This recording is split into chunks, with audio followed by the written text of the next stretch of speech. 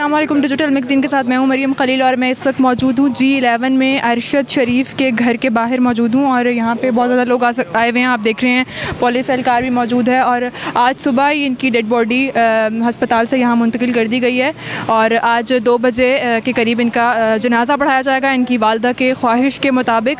अच्छा, मैं अंदर गई थी तो अंदर इन्होंने मुझे वीडियो नहीं बनाने दी, डेड बॉडी दिखाई है, उनका फेस दिखाया है, लेकिन वीडियो के लिए उन्होंने मना किया। यहाँ पे इस वक्त मीडिया भी मौजूद है, बहुत सारे एंकर्स मौजूद हैं और 2 बजे के करीब इनका यहाँ से जनाज़ा उठाया जाएगा।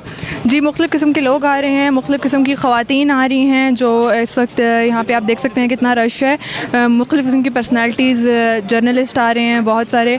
तो 2 बजे के करीब इनका जनाज़ा उठाया जाएगा, उसके बाद H11 वाले कब्रिस्तान में इनकी तदफीन की जाएगी। Stay tuned.